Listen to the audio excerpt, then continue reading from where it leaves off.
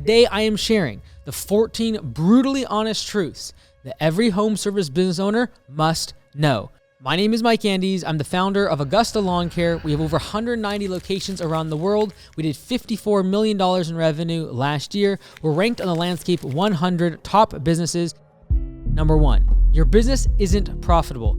It's just hiding behind your 14-hour workdays. If you took how much you're currently working, 14, 15, 16 hours a day, it's the equivalent of like 2 employees. And if you're doing under $1 million in revenue, I think the vast majority, if we have 2 employees just working for us for free, would probably suddenly become profitable. That role is what most business owners are playing. They're simply donating 40, 60, 80 hours of work every single week to the business. And because of that, it's able to make it. It's able to survive. But if you were to pay someone to do your job in the business, how much would the business actually make in profit? Because if you're working 14-hour days, it's 2 full-time employees working for the business for free, which means if you have 4 employees and you're out here hustling 17, 16-hour days, you're working the equivalent of 2 more people. So yes, you're increasing your labor capacity by 50%. So of course the business is going to be relatively profitable. So to really determine if your business is profitable, assign how much you would have to pay to replace yourself, take that off of the profit and loss statement, and then determine whether or not you're profitable. Now keep in mind, if you don't have a lot of cash and you're just getting started, you don't have a lot of experience, 14-hour days are required because you're paying down the ignorance tax that you don't have to know what to do in the business correctly. You don't have the capital. You have to work the 14-hour workdays. It's part of the recipe to grow if you don't have debt and you don't have experience. But if the only thing you do have is time, then put that time in. Just know, if you've been in business for 5, 10, 15 years and you're still working 14-hour workdays and you're not profitable, the business is fundamentally unprofitable and not a good business model. That doesn't mean you need to throw it away. Adjustments need to be made in terms of recurring revenue, price increases, profitability, and efficiency to make sure that if you don't work 14-hour workdays, the business is still profitable. Number 2, brutal truth that every home service business owner must know is that you gotta stop chasing growth. Raise your prices, and profit beats ego every time. So often times our ego is what drives us to grow revenue, hire more employees, buy more trucks, get more equipment, line it up against the street, make sure our competitors see it, make sure that when we wrap the truck, we post that all over Facebook and Instagram, simply to show all of the competition, all of our friends, our family, the people that doubted us in high school, that we made it. And that is your ego speaking. Unfortunately, what none of those people see is your bank balance. And I have been able to see hundreds of bank balances and hundreds of profit and loss statements and hundreds of balance sheets. And many times, the people that have all the fancy, shiny stuff, their bank balance doesn't look so hot. Instead of trying to run this treadmill of growth and more employees and more trucks and fancy stuff, focus more on profitability and stacking cash in the bank. And this constant idea that we need to keep growing top-line revenue, and somehow if you don't grow top-line revenue, somehow you're failing as an entrepreneur, is crazy. Because when you stop growing top-line revenue and you don't hire employees and you have an excess amount of leads pouring in, what happens? Well, all of a sudden, supply is way lower than demand. In other words, all these customers want our service, demand is high. The supply, the amount of employees that we have, and the amount of trucks that we have, the amount of work that we can get done, doesn't move up. When that happens, whenever you move demand really high and supply stays low, prices go up. And so this is what happened like during COVID. All of a sudden, everyone needed toilet paper, but the amount of toilet paper being made was low. So what happened? Prices went through the roof. The same thing is true in your home service business. And that is, if you keep the amount of employees that you're hiring low, and you keep the amount of trucks and equipment low, but then you let more and more customers piling up through your website, you have a great website, optimized on Google, you have reviews coming in, all these leads are pouring in, they're seeing your trucks, and all of a sudden, guess what happens? You raise prices. And when you raise your prices, you do that so you decrease your close rate. So that as the leads pour in, excess demand is coming in, you do not go out and increase supply and get more employees and get more trucks. Instead, you simply raise prices, reduce your close rate, but make way more profit in the long term. Because if you raise your prices by just 20%, and last year made 10% on profit, you will triple your profits. The third brutal truth that every home service business owner must know is that systems replace you. Chaos enslaves you. Choose wisely. It is very easy when you're growing a home service business to get addicted to chaos, to get addicted to being needed in your business all of the time. It's the thing that got you from 0 to 1. It's the thing that got you to quit your 9 to 5 and start the job. It's the thing that got you your first employee, your second employee. But as the business grows past $1 million, you need systems to replace you. And the least amount that you need to show up to the business, the better. If you're able to get someone to delegate sales, delegate operations, delegate admin, you are now out of operations. You are now out of daily operations when you have someone that can take over sales, someone that can take over operations, doing the work, and someone that can answer the phone, do emails, grease all the gears, pay payroll, and do all the admin. Those are the three fundamental pillars of the business, and the goal of every home service business owner should be to delegate those things. In order to delegate sales, operations, and admin, creating systems is the thing that's going to allow you to do that without pulling out your hair and without the business falling apart. And in order to create systems, I'm going to simplify and standardize. So here's how it looks. I'm going to simplify and standardize so that I can create systems. I'm going to create systems so that I can delegate, and I'm going to delegate so I can get out of daily operations from a sales, operation, admin perspective. That leads me into my next brutal truth for home service businesses, which is that custom work kills scalability. Standardize or stay stuck. I understand that it's very tempting to move into custom work. Every home service has a level of, hey, if I just go more custom, I can really increase my prices.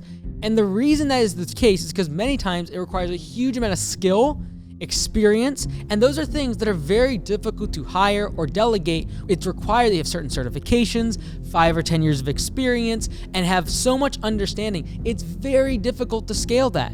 And so I'm not going to go after custom work. I'm going to go after the work that can be done the same way every single time. So if I mow the lawn, I mow the lawn the same way all the time. If I'm going to clean the windows, I clean the windows the same every single time. If I'm going to even do something like a little more complicated and a little more complex, for example, I'm going to build a paver patio, I am going to build the paver patio the exact same way every single time.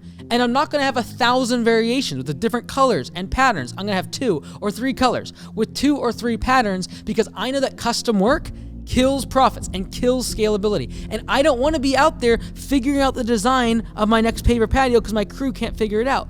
I've got to be able to standardize. I do the same thing, the same way, every single time. Otherwise, I stay stuck in the business. I will never be able to delegate sales, operations, or admin if every single time I get a new lead, install a new job, or answer the phone, it's a completely different type of service. It's a completely different ask from the customer. That's custom, and it's going to require you as the owner to be the treadmill operator doing everything in the business forever. Hey, real quick, I wanted to invite you to a private event that I'm hosting on Black Friday online. You can sign up at mikeandys.com/Black Friday. I'm going to be doing hours worth of training that I've been working on for the entire year. Also, there's 3 massive announcements that I haven't even told my team about. It's at the very end of the live stream. I can't wait to share it with you. Go to mikeandys.com/Black Friday and register quick. The next brutally honest truth for every home service business owner is that your employees will never care as much as you. Just accept it. Build systems anyway. It is so demoralizing when you pour yourself into a business and then you try your very best to pay your employees and you're doing everything possible just to make payroll, and the people that you're sacrificing for don't care for the business as much as you. This lack of care shows up in the form of broken equipment, lackadaisical standards, doing a subpar job, not treating customers correctly, speeding down the road in company vehicles, doing stupid stuff in your uniform. They don't care. And as much as I want to lament that fact, if you get caught up in that, something that you cannot control, you're going to get frustrated. And you're going to eventually go back to being a solo operator because you're simply going to get frustrated with dealing with human beings that are not putting you at their best interest. Like, you're not the main focus. Your business, the thing that you think about all the time, is not what they think about all the time. And so what we want to focus on is create systems that incentivize the behavior you want to see. If you want them to be more efficient, make sure you have a pay-for-performance model that the more efficient they are, the more money they make. Make sure that you're incentivizing things around damage cases, so they don't want to make damage cases on customers' property.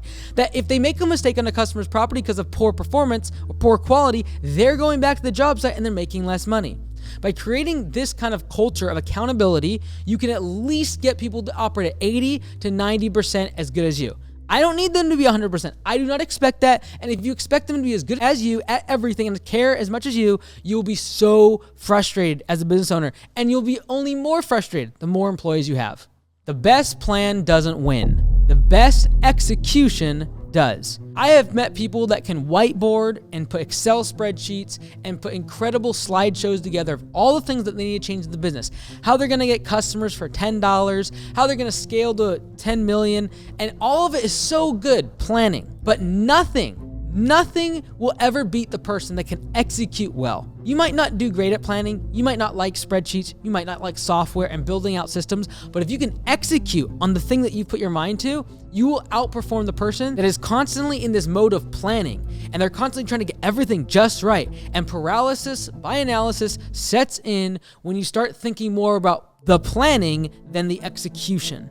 And this is why so often the times I tell people on the Turnaround Show, flip a coin and make a decision. The decision is required to execute. So if I'm just planning, and never actually making a decision, I'll never get to execution. So flip a coin allows me to make a decision and get past the planning phase and into execution. Some people interpret this as like, well, you should just go fast and you should rush everything. I don't believe that. I believe that the planning phase is the time to slow down. This doesn't mean that you rush planning or you get into everything as fast as possible. What it means is once you have a plan, make the decision to execute. Don't just constantly stay in this circle of planning. This is why people listen to podcasts and books and watch videos like this over and over. And they constantly have their little mental massages of entrepreneurship, making them think about marketing and think about hiring and think about different software and different marketing campaigns. It's just a matter of like, look, you figure out what you need to do and then go do it. That's all business is. Figure out what you need to do, make a decision to do it, commit, and go execute. There are so many people that stay in planning and have so many good ideas and never execute on their business model. The next brutally honest truth for every home service business owner is that you are not in the service business. You are in the systems business. It's so easy to think, though, well, what I do is I trim the bush. What I do is I paint the wall. What I do is I create the fence. And that is the service business. But ultimately, if you're going to take the business to the next level, if you're going to delegate, if you're going to get off the truck, if you're going to get out of daily operations, your job is to create systems. And you're like, that sounds very cool. That's what working on the business is. Now, there's this period of time where you need to work in the business to make money and grow and scale. But as the business evolves and grows, we need time to step back, like an architect, away from the building and assess where things are going wrong. And then we're going to spend time creating systems that without us being there will fix that problem. So if throughout the week you have 3 callbacks from customers, at the end of that week, I might spend an hour in my architect time to be able to figure out what systems could I put in place that would completely eliminate that problem from happening again, regardless of whether or not I'm there. And you might be like, well, what's a system? Think about it like this: simplify and standardize. So if I get those 3 callbacks at the end of the week and then I'm assessing them as the architect, I'm stepping away from the business and thinking about what went wrong and how do I fix it. If all 3 of those callbacks were one specific service, in order to simplify and standardize and create a system, I might actually remove the service from my service offering. And it might only be 4 or 5% of my revenue, which kind of hurts. But if I was to do that, I would eliminate the constraints to growth, which are those 3 callbacks causing my business to flounder. Anytime there's a callback, a customer dispute, someone's mad about the service, an employee walks off the job, those are all system failures. And we can identify them as a system failure, but then we need to take the time to step back and actually create a system to prevent that from happening again. Look through the lens of systemization as I simplify and I standardize. The next brutally honest truth for home service businesses is that growth without profit is a treadmill to nowhere. You would be amazed at how many 7-figure business owners, multiple 7-figure business owners I talk to that make no money. I would rather have a business that has 1 or 2 employees, makes no money, than have a business that has 20 employees and also makes no money. Why? Because the risk of having 20 employees with a whole bunch of trucks and equipment is far greater. I have debt likely, I have a bunch of fixed expenses, I have salaries, I have overhead, I have huge amounts of insurance bills, I have mistakes happening every day by my crew, I have trucks that could get damaged, all sorts of craziness happening. I would rather just lose the money at a smaller size business and have less stress. If you're going to grow the business, make sure you're profitable first. Before I grow and I scale and I get debt and I get more trucks and I get more equipment and I hire more people, make sure you're profitable first. Take the spark of a small profitable business and then dump gasoline on it. Don't just dump a bunch of gasoline and debt and trucks and equipment and then you realize, oh, I don't have any fire. The spark that you need is a profitable business model that allows customers to show up for a lower cost than what you're able to get them to spend in their lifetime. A profitable business model where you put $1 in via marketing, customer acquisition costs, and the other side I get $10, $20, $30 of gross profit from that customer. Build that machine and then scale it, then grow, instead of growing and growing and growing and getting all this debt and massive amounts of revenue, a whole bunch of employees, a whole bunch of equipment, and actually not having a business model that makes money. If you're doing everything, you're doing it wrong. The whole objective of growth in a business is to be able to gain freedom. You do not gain freedom if you are required to do every single part of the business. We have sales, we have operations, and we have admin. Usually the easiest thing to delegate as you grow your business is admin. Someone answering the phone, running payroll. You can have an accountant like Home Service CPA do it. You can have your website being created for you. You can have someone have a phone answering service, have a VA doing email or text message and responding back to customers. Great, that's admin. Usually as you pass $250,000 in annual revenue, you delegate admin. As you begin to grow the business, you then delegate operations. Many times as you get close to $1 million in annual revenue, you start delegating operations. That is doing the work. Someone that manages the employees, hires them, trains them, and makes sure that all the jobs get done to a high quality standard. As you go from $1 million to $3 million in annual revenue, the thing that you're usually going to have to delegate is sales. That's why getting to $3 million is kind of the golden goose for home services, because a lot of people figure out delegation of admin. It's very low leverage task compared to making $100 out in the field being in operations. Then a few people will get to $1 million in annual revenue, most of the time because they get a good operator, someone that can actually manage the crew and do the work to a high quality standard. And it's very difficult. It's very rare that someone can also then create systems enough to be able to delegate sales. Once you've delegated admin, once you delegate operations, and once you've delegated sales, you're usually around $3 million in annual revenue, and then you are out of daily operations, meaning I do not need to show up because someone else is managing the 3 pillars of the business. Next brutally honest truth is stop buying trucks. Start stacking cash. For some reason, back when I first got started, I was told by a friend of mine that had a really big business doing construction that any time they ever had any cash laying around, they'd just buy more equipment because eventually that equipment will make you money. Here's the thing, if you don't use the equipment, it will never make you money. And so I got into this treadmill of buying a whole bunch of trucks that I never actually used very often. And I remember one day going out, I had like 12 or 15 trucks, and like 5 or 6 of them were just sitting there. I'm like, oh, they're burning a hole in my pocket because I have to store them, I have to insure them, and it's not just the payment if you have debt. And at the time, I didn't even have debt on these trucks, but I had to store them. So I had a bigger shop space. I had to insure them. That cost more insurance. I also had to make sure that I maintained them. So brakes and oil changes and tires, that all cost something. And so instead of buying more assets and buying more trucks and buying more equipment, focus on, am I actually utilizing it? Am I using it more than 1 day a week? If you're only using a piece of equipment once or twice a year, once or twice a month, I would say rent it. Don't just compare the cost of the payment versus how much you're going to otherwise rent it. Like the payment on the loan versus how much I rent it. Don't compare that. Double how much you would otherwise spend on rent before comparing the loan. Because when you get the loan and you're only paying $500 a month, you're also paying an extra $500 a month to store it, to insure it, and to maintain it. And no one takes those into account, and therefore they buy a whole bunch of trucks and equipment that they really don't need. The next brutally honest truth is progress over perfection every single day. If you're trying to get things to be perfect, you will never execute. You'll never actually pull the trigger because everything's got to be just right. There's so often the times if you just flip a coin and make a decision and make progress, you will gain way more traction, you will gain way more latitude, you will make way more progress made if you just get started. If you're a perfectionist, all the lines on the chart's gotta be perfect, and my route's gotta be perfect, and the billing and the automation, everything must be absolutely perfect. You will get lapped by the person that simply starts. The person that just starts running Facebook ads and then gaining that data and then comparing it and then split testing it and doing another version. And they've made 5 variations of the ad before you even put your first one up. And meanwhile, you're trying to figure out, should I have an agency and what kind of camera should I be using? And should I have a microphone? When the person that just started making progress, they're the one that wins because they were able to get 5 variations before you even got your first test out. And so focus more on progress than perfection. You will win every single day. The next brutally honest truth is that your business should run without you, or it's not a business.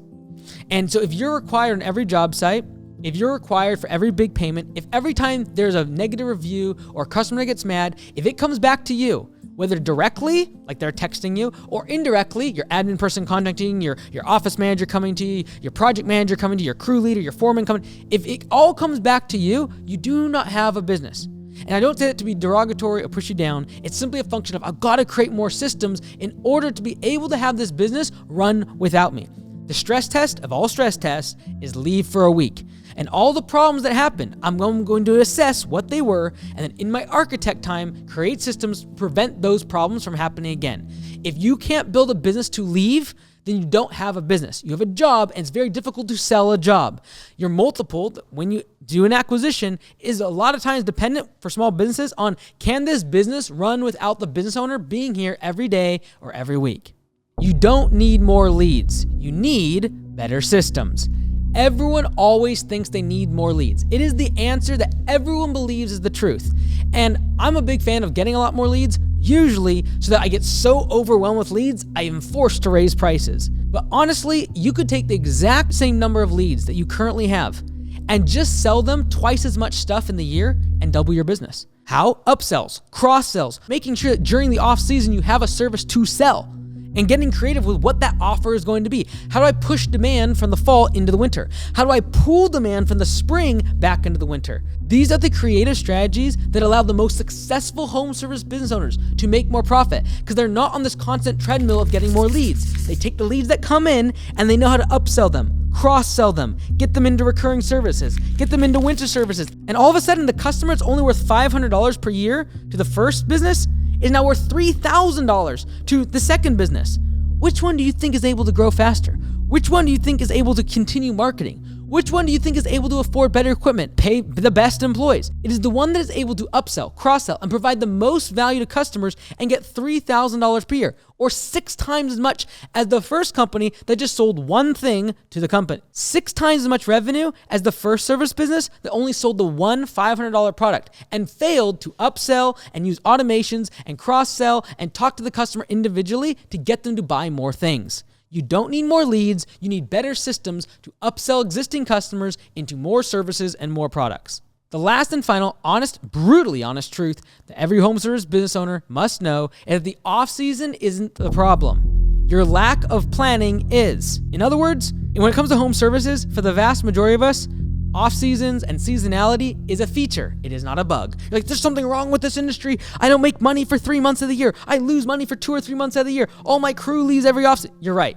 That's what happens in almost all home service businesses, and that's why most home service businesses are not a great business to be in. I wrote the entire off-season book solving it with 5 different ways. You can lay people off and have a come back to work bonus. That's cure number 1 for the off-season. Number 2, I can sell more and better of my existing stuff by creating great offers, getting people on subscriptions and year-round billing. Or I can do an adjacent service. The third option is giving them adjacent service, something else I can sell them during the off-season. For example, if I mow grass during the summer, I then do snow plowing during the winter. The fourth thing is do recurring services. Get them on a maintenance plan throughout the off season so I get recurring revenue even when all of my competitors are laying people off, they're selling off their equipment, they're in a cash crunch. I'm able to keep expanding. And number 5, the 5th way to solve the off season is make another brand, completely different. You do something like lawn care or landscaping during the spring, but then during the winter, I do Christmas lights. Completely different businesses, have nothing to do with each other, but I create a whole new brand to make sure that I never have a time where I make less than 50% of revenue compared to my best month. So if in January, revenue's down, leads are down by 80, 90%, the chances of you building a business that can run without you, the chances of building a profitable business, the chances of selling your business, all very low. If you fix the off season, you will completely change your profitability, the likelihood of you selling the business, and the likelihood you'll be able to build a business that can run without you. If you want to learn more about the off season and what you can do next to plan for it, watch this video here on my other channel.